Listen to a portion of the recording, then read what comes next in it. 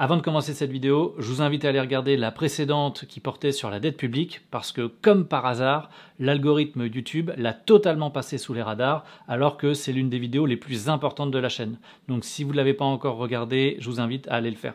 Dans la vidéo du jour, on va essayer de comprendre pourquoi, alors qu'on est à 4 mois de la présidentielle, on a un paysage politique qui est complètement éclaté, qui est en pleine mutation, et on va essayer de comprendre pourquoi le clivage droite-gauche n'est plus du tout opérant. Et je sais que cette conclusion elle est souvent tirée dans les médias, on vous dit que le clivage droite-gauche n'est plus opérant, mais on n'est pas capable de vous expliquer, un, pourquoi, et deux, quel est le nouveau clivage qui aujourd'hui arbitre les oppositions politiques au sein de la société. Donc dans cette vidéo, on va commencer par analyser comment on en est arrivé à ce que le clivage droite-gauche s'efface totalement. Puis je vous donnerai un moyen infaillible et assez simple pour démasquer les imposteurs de la scène politique. Et enfin, on appliquera au cas par cas pour chacun des candidats, des plus principaux candidats, leur positionnement politique. Pour faire un état des lieux, on va prendre la droite et la gauche de gouvernement, c'est-à-dire le RPR, les Républicains, l'UMP d'un côté, et puis le Parti Socialiste, puisque ce sont ces deux partis qui ont structuré l'ensemble de la vie politique française sous la Ve République et qui se sont effondrés à la dernière présidentielle. Et pour comprendre les évolutions idéologiques de chacun des deux partis, on va faire référence à leur figure historique. Donc on commence par la droite, et pour la droite évidemment, la figure historique, c'est le général de Gaulle. Alors le général de Gaulle, il était marqué, je dirais, par deux points qui étaient absolument essentiels dans sa politique. Le premier, c'était son positionnement géopolitique, la volonté que la France soit indépendante de l'ensemble des nations du monde et en particulier des États-Unis d'Amérique. C'est la raison pour laquelle il avait refusé d'être dans l'OTAN, qu'il avait ordonné aux bases militaires américaines de rentrer chez elles. Bref, vous comprenez que pour le général de Gaulle, l'indépendance de la France était un point cardinal de sa politique internationale. Et le deuxième point qui caractérise le général de Gaulle dans sa politique intérieure, c'était un État fort, un État très interventionniste, régulateur de l'économie, un État stratège qui investissait pour porter les grands projets industriels du pays. C'est ça qui a permis notamment le développement de la filière nucléaire.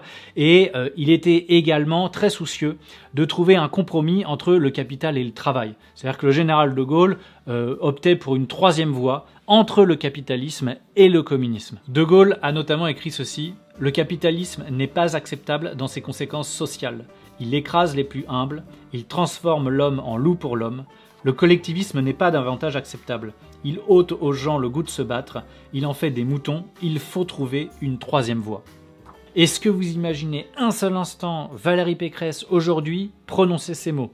Aujourd'hui, le sujet, c'est celui de la propreté. Moi, je veux une région propre. Et rien de tel qu'une femme pour faire le ménage. Xavier Bertrand, Éric Ciotti. Vous pensez que je serai devant vous ce soir pour vous expliquer mon projet? Pour l'instant, vous n'êtes même pas au second tour dans les sondages. Michel Barnier, hier François Fillon ou Nicolas Sarkozy. Je voudrais leur dire qu'on a reçu le coup de pied au derrière, mais que c'est pas parce que vous voulez renverser la table que vous descendez de la voiture dont vous abstenez de choisir le chauffeur.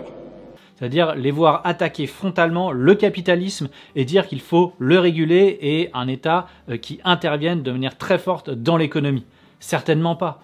Aujourd'hui, ces gens-là, c'est-à-dire tous les représentants de la droite de gouvernement traditionnelle, ce sont des anti-gaullistes. Ils ont trahi le gaullisme. C'est-à-dire que ce sont des gens qui sont, sur le plan géopolitique, sont des atlantistes, soumis aux États-Unis d'Amérique, et sur le plan intérieur, sur le plan économique, ils ont totalement renoncé à réguler le capitalisme, et bien au contraire, ils accompagnent la mondialisation, la montée des inégalités, le fait qu'il y ait des milliardaires, et tout ce qu'ils savent nous proposer, c'est des mesures libérales sur le plan économique, c'est-à-dire baisser les dépenses publiques et baisser les impôts. Et d'ailleurs, la seule mesure qu'ils avancent à chaque fois pour essayer de se présenter en défenseur du pouvoir d'achat des Français, c'est une arnaque. C'est-à-dire qu'ils proposent tous la même chose.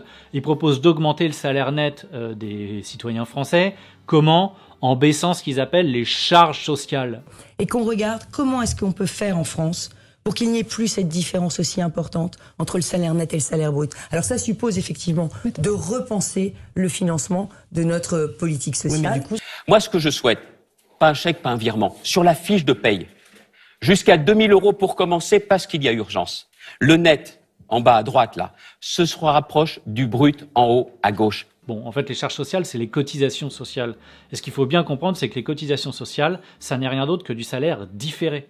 C'est-à-dire que certes, c'est pas de l'argent que vous allez toucher maintenant, mais c'est ce qui vous permet demain, eh bien, si vous êtes malade, de vous faire soigner gratuitement, si vous êtes au chômage, de percevoir des allocations chômage. Bref, c'est la protection sociale, c'est ce qu'on finance collectivement pour répondre aux besoins des citoyens qui rencontrent des accidents dans la vie, ou également pour financer d'ailleurs le régime des retraites. Donc quand on vous prend des cotisations sociales, on est juste en train de détricoter la protection sociale dont nous tous nous bénéficions. Comprenez bien que quand ils vous promettent d'augmenter votre salaire net, mais en baissant les cotisations sociales, ils sont ni plus ni moins en train de vous faire les poches. Oui, parce que si vous avez moins de protection accordée par la sécurité sociale, qu'est-ce que vous allez faire ? Vous allez devoir vous assurer auprès d'une assurance privée. Et donc c'est un contrat, vous allez devoir payer ce qu'on appelle des primes, des cotisations d'assurance.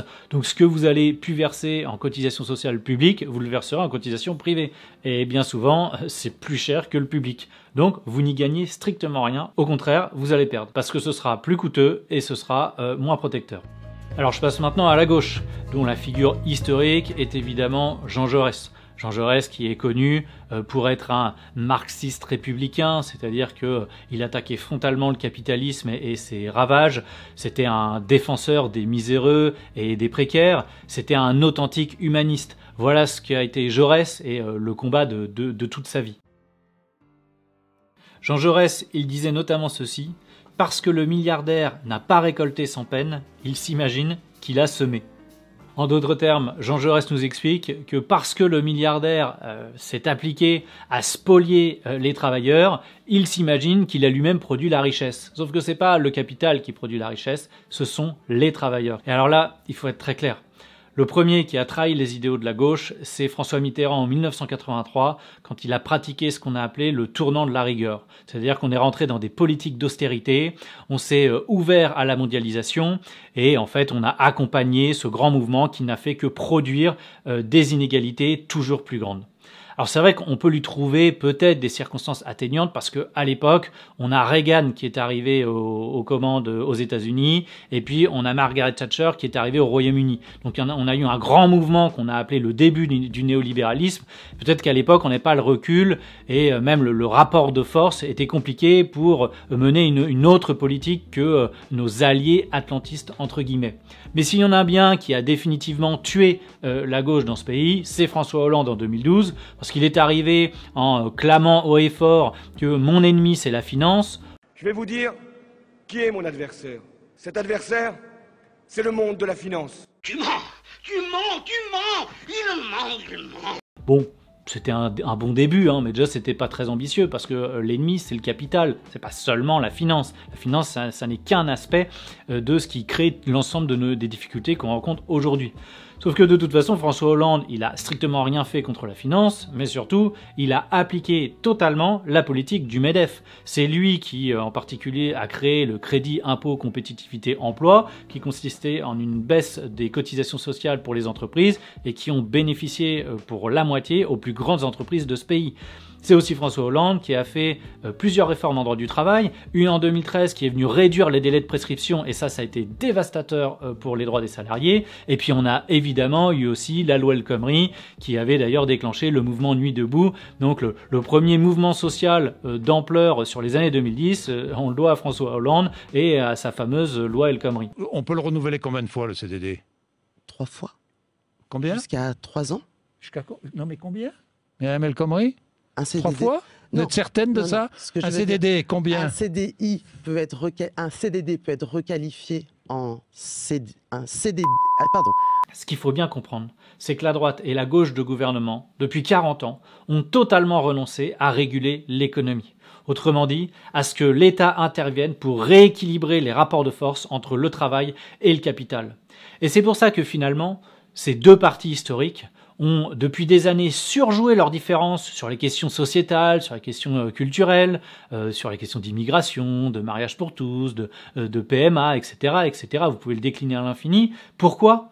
Parce que tout simplement, ils sont totalement d'accord désormais sur le plan économique. Ils n'ont plus rien à proposer. Parce qu'en plus, il y a eu un dispositif institutionnel qui s'est mis en place et qui a progressivement retiré tous les leviers d'action de la France sur le plan économique. Et ce dispositif institutionnel auquel se sont tous deux soumis la droite et la gauche du gouvernement, c'est tout simplement l'Union européenne.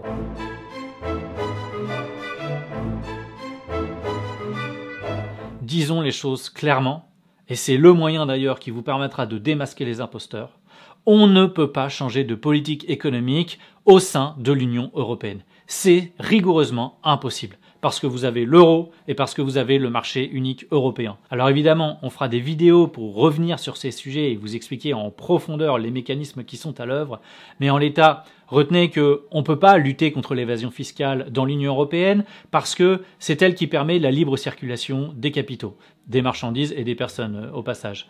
On ne peut pas non plus relocaliser les productions au sein de notre pays parce que le marché unique européen consacre le libre-échange. C'est-à-dire que notre pays est ouvert aux 4 vents, on ne peut pas faire de politique protectionniste. Or, c'est la seule manière de pouvoir relocaliser les productions. On ne peut pas non plus donner des moyens supplémentaires à nos services publics essentiels. J'y reviens toujours, l'éducation, la police, la justice, la santé, les pompiers, etc., etc., parce que l'euro nous condamne à faire des politiques d'austérité. La réalité de l'Europe, c'est que le libre-échange mené à ses conséquences les plus extrêmes est d'une guerre de tous contre tous. Et le lieu de la guerre la plus intense actuellement, c'est l'Europe. En clair, si on ne quitte pas l'Union européenne, on ne peut plus agir sur les deux aspects les plus urgents et les plus essentiels. 1. Redonner des moyens à l'école pour avoir plus d'enseignants qui soient bien formés, avec des bonnes payes, parce que c'est ce qui permet d'offrir un avenir à l'ensemble des enfants de notre pays. Et 2, on ne peut pas agir sur la politique économique pour faire en sorte que tout le monde ait un emploi, qu'il ait de bonnes conditions de travail et une bonne paye. Et ça, c'est pourtant les fondamentaux de la politique et c'est les problèmes les plus urgents qu'il faut régler.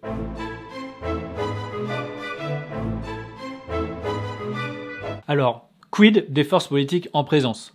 Bon, sur Emmanuel Macron, je passe vite parce qu'évidemment, c'est peut-être le plus européiste de tous les représentants politiques qu'on a actuellement. C'est celui qui ose nous parler d'une prétendue souveraineté européenne. Moi, je crois dans notre souveraineté à nous et dans la souveraineté européenne. En clair, ça consiste à dissoudre la souveraineté nationale dans la souveraineté européenne. Alors déjà, c'est anticonstitutionnel et puis surtout, c'est une chimère parce que il n'y a pas de souveraineté européenne, parce qu'il n'y a pas de peuple européen. Il y a des peuples nationaux, un peuple français, un peuple espagnol, un peuple italien, allemand, etc., etc. C'est-à-dire que ce qui cimente un peuple, c'est la solidarité. Et la solidarité, elle n'existe qu'à l'échelle des nations. Et puis ensuite, bon, vous avez Valérie Pécresse. Non à l'Europe de la naïveté, oui à l'Europe puissance, c'est mon programme. Alors, disons-le clairement, hein, c'est le clone d'Emmanuel Macron en femme. C'est-à-dire qu'elle a exactement les mêmes idées que lui, qu'elle a les mêmes idées libérales sur le plan économique, et qu'elle sera soumise, comme l'Emmanuel Macron, aux diktats de la Commission européenne. Ensuite, vous avez les Jadot et les Hidalgo. L'Europe est l'échelon indispensable, l'échelon nécessaire, l'échelon efficace pour organiser la protection de la santé, pour organiser la protection de l'environnement et doit être l'échelon efficace pour organiser la protection sociale. Notre programme s'inscrit dans ce mouvement de social-démocratie européenne et c'est main dans la main avec mes amis sociodémocrates que je porterai un nouvel élan pour notre Union européenne. Un vent mauvais souffle sur le débat européen. Un souverainisme qui diffuse son poison chaque jour plus largement. Alors eux, c'est ceux qui croient encore au Père Noël, et c'est-à-dire qu'ils nous vendent l'Europe sociale depuis 40 ou 50 ans. Hein. Ils nous expliquent qu'on va changer l'Europe pour faire une Europe qui sera respectueuse des droits des citoyens et des peuples et qui sera sociale. Bon, on n'en a jamais vu le début du commencement, mais ils y croient encore. Et dès lors que vous leur parlez de sortir ou de rompre avec l'Union européenne, ils sont immédiatement pétrifiés. Donc ils se condamnent en réalité à mener un quelconque rapport de force. Donc ils resteront de toute façon, comme François Hollande avant eux, soumis à la volonté de l'Allemagne, puisque l'Allemagne est la puissance hégémonique au sein de l'Union européenne. Pour ce qui concerne Marine Le Pen, elle a pendant un temps, notamment quand Florian Philippot était au sein de son parti, dit qu'elle romprait avec l'euro et avec l'Union européenne, mais depuis lors, elle a totalement renoncé à ses idées, elle s'est normalisée. Donc demain, si elle arrivait au pouvoir, elle mènerait exactement la même politique économique qu'Emmanuel Macron. J'en viens maintenant à Éric Zemmour, et lui, pour l'instant, il n'est pas du tout clair sur la question. Il ne peut pas y avoir de souveraineté européenne s'il y a une souveraineté française. Oui, et donc quoi, on sort de l'Europe? Parce que s'il n'y a qu'une seule souveraineté, la souveraineté nationale, la conséquence, c'est qu'il faut sortir de l'Europe. Attendez, pas du tout. Pas du tout. Parce que certes, il émet quelques critiques ici ou là sur l'Union européenne, mais quand on lui demande s'il compte en sortir, déjà sa réponse elle est claire et nette, c'est non. Mais c'est pas le plus important. Ce qui m'interpelle, c'est plutôt les premières propositions économiques qu'il avance. Il nous explique qu'il faut baisser les impôts sur la production. Ah, c'est bizarre, c'est exactement ce que recommande la Commission européenne à la France. Oh, comme c'est bizarre.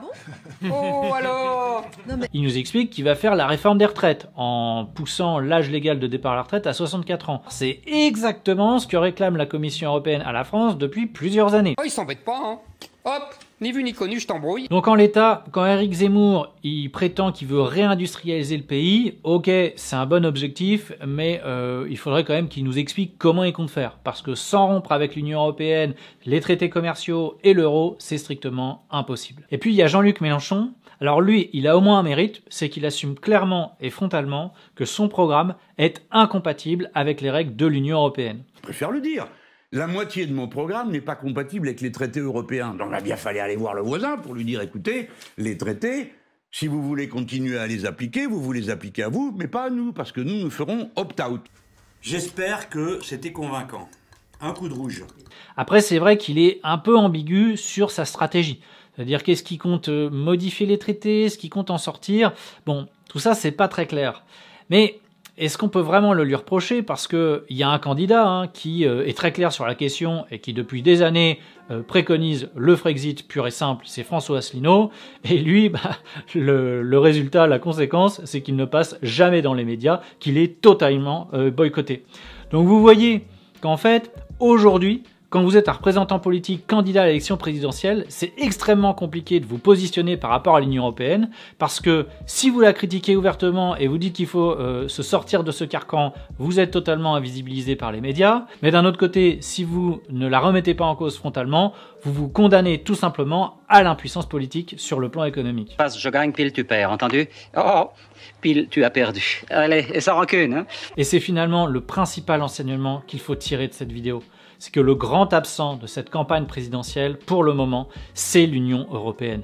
L'Union européenne, c'est le sujet central. C'est la vache dans le couloir. Le reste, c'est de la littérature. Et c'est pour ça qu'on est en train de vous organiser un grand cirque, une grande pièce de théâtre, où vous avez des acteurs qui vont jouer la comédie, mais tout ça, c'est du vent. Ça ne sert à rien, parce que tant qu'on n'aura pas traité ce sujet de fond de l'Union européenne, de l'euro et de la sortie du marché unique européen, on parlera tout simplement dans le vide. Il n'y a qu'une seule décision qui puisse être prise, c'est de foutre en l'air cette monnaie dont tous les économistes savent, hors des sphères rémunérées internes à l'Union européenne, ça ne marche pas. Et du coup, il faut dénoncer le rôle central que jouent les médias dans cette campagne présidentielle, parce que ce sont eux qui organisent depuis des années et des années une propagande éhontée en faveur de l'Union européenne.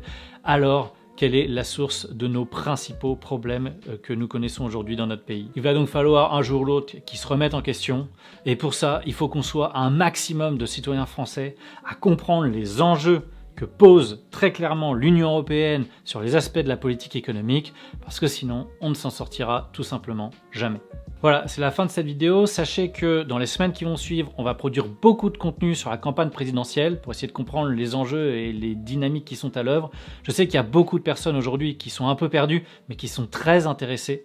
Alors n'hésitez pas à parler et à partager la chaîne autour de vous, auprès de vos proches, votre famille, vos amis, etc. Il faut qu'on soit un maximum à élever notre niveau de conscience, parce que c'est ça qui nous permettra de produire un vrai changement de politique dans notre pays. Et puis n'oubliez pas de liker et de commenter la vidéo, et puis surtout de vous abonner à la chaîne, parce qu'en plus vous l'avez compris, YouTube manifestement a décidé de nous invisibiliser.